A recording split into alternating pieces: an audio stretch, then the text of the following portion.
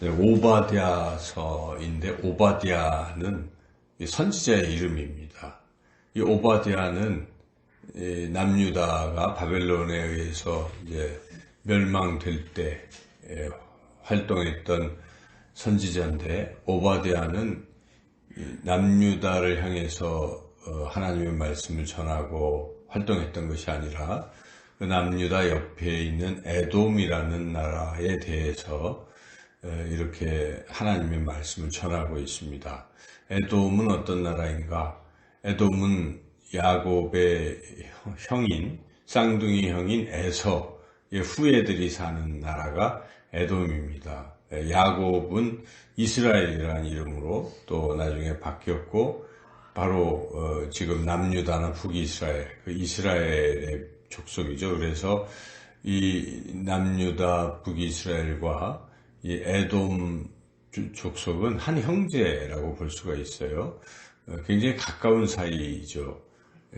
그리고 사는 지역은 요단 동편의 좀 남쪽으로 이렇게 있어요. 에돔 족속은 거기 살고 있고, 이쪽에 남유다와 북이스라엘에 살고 있는데, 참 좋은 사이가 돼야 되는데, 가끔 이 에돔이라는 나라는 이 막 남유다나 북이스라엘을 침공하기도 하고, 이제 그런 식으로 했었죠. 쭉 하다가.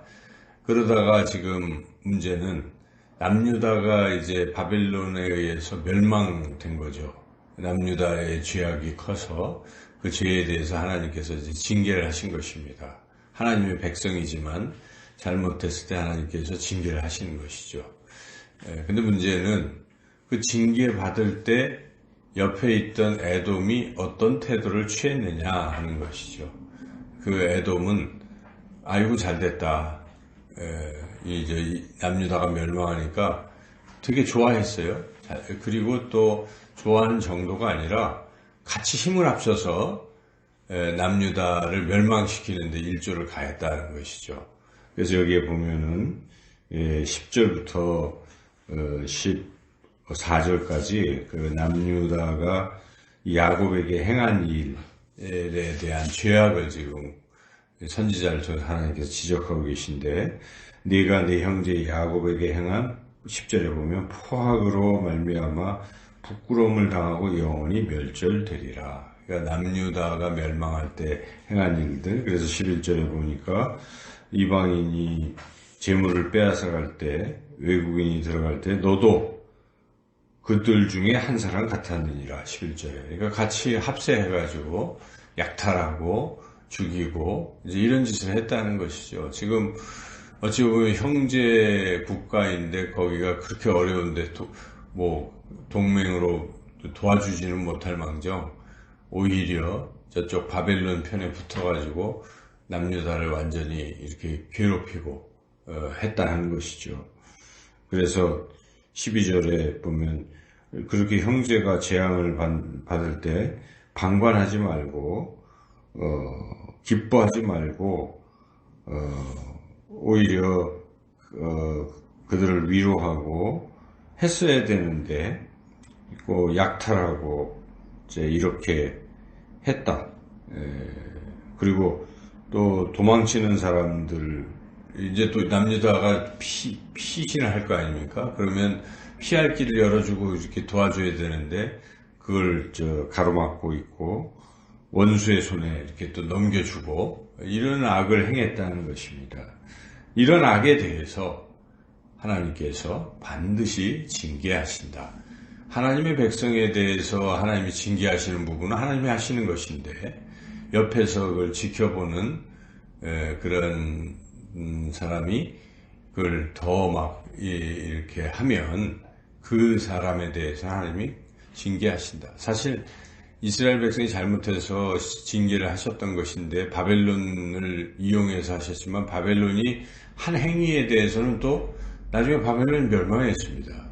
뒤에 이제 보면, 그러니까 이스라엘을 심판하는 과정에 옆에서 방관했거나 또는 이 에돔처럼 아주 적극적으로 나서서 남유다를 괴롭혔던 이런 나라들은 하나님이 철저히 심판을 하셨기 때문에 이 에돔이라는 나라는 지금 역사상 사라져 버렸어요. 에돔 족속은 완전히 멸절되고 역사에서 이제 사라진 것이죠. 근데 이스라엘 백성은 지금도 건재하죠. 하나님의 백성이기 때문에. 그래서 지금 그것을 오바댜가 예언을 하는 것입니다. 너희들은 남은 자가 없을 것이다. 18절 한번 읽어보겠습니다.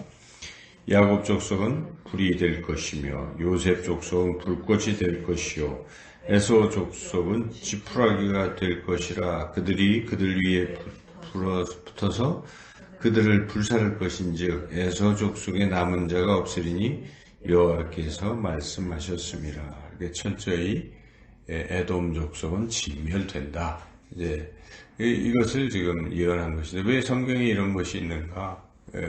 그 하나님의 택한 백성, 하나님의 자녀는 하나님께서 야단도 치시고 징계도 하시는 건 하나님의 영역이지, 그걸 세상 사람들이 그렇게 손대고 또 괴롭히는 것을 결코 하나님은 좌시하지 않으신다 하는 그런 뜻이에요. 그래서 우리가 때로는 어려움을 겪습니다. 근데 또 그 어려움에 막 기름 붓고 막 하는 그러한 사람들은 하나님의 큰 심판을 받게 된다 하는 것을 우리가 깨닫게 됩니다.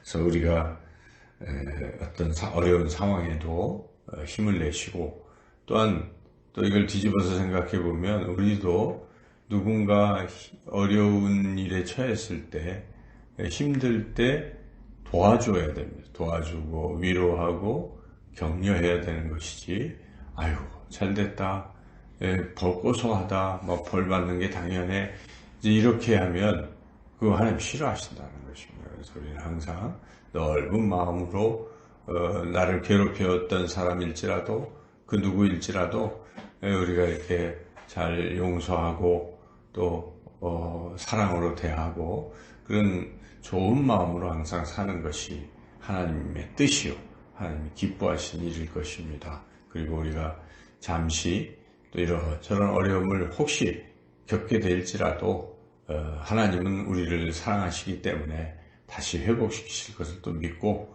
믿음으로 잘 인내하시고 승리하시는 그런 저와 여러분의 삶이 되시기를 주님의 이름으로 축원합니다.